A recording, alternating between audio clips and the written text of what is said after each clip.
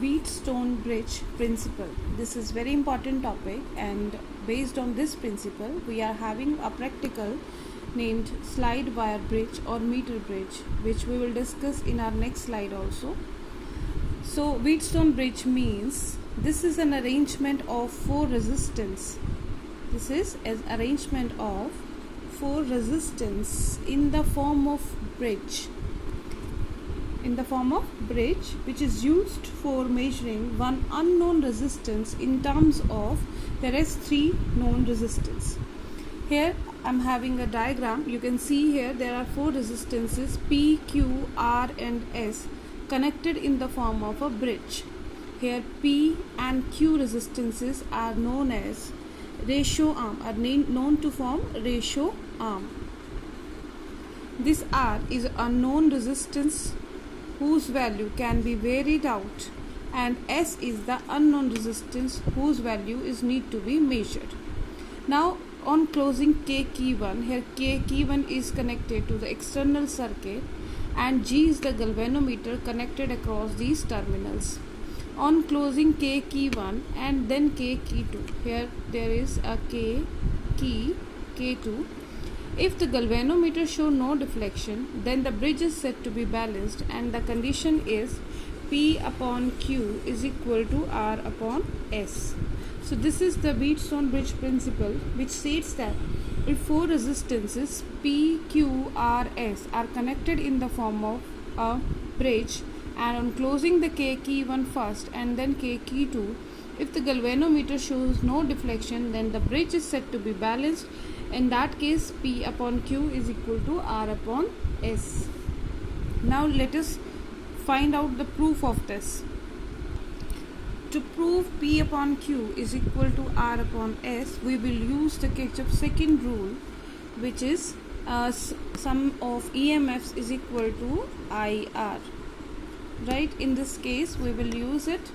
Here you can see that in the loop, let me name it A, B, C and D.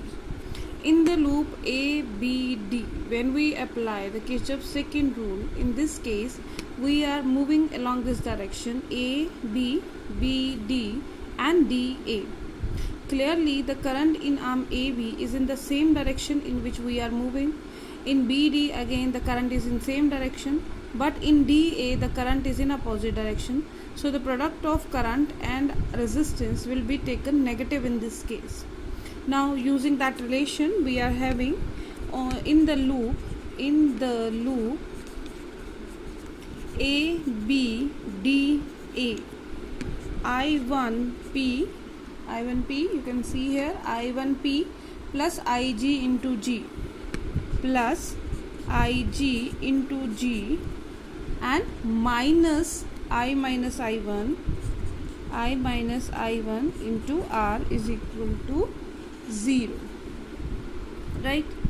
Why 0? Because here there is no cell connected across this loop. Now in the loop BCDB, in the loop applying Kirchhoff's second rule, in the loop BCDB,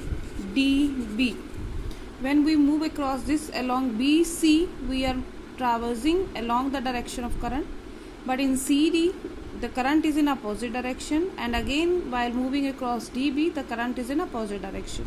So using the sign convention, we can write the expression here I minus IG into Q. Resistance is Q.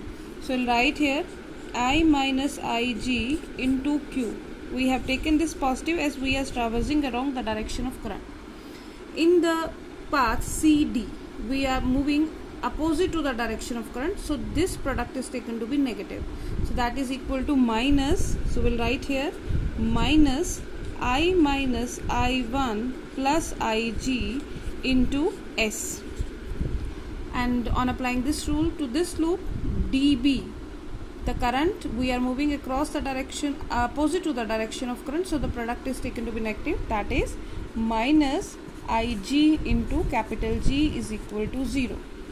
Now for bridge to be balanced, the galvanometer value should be 0. The current through the galvanometer should be 0. That is putting IG is equal to 0. But we will get here from the 1 relation number 1, and this is relation number 2. From 1 we can write it as I1P minus I minus I1 into R is equal to 0. Similarly, putting IG into IG is equal to 0 in relation 2.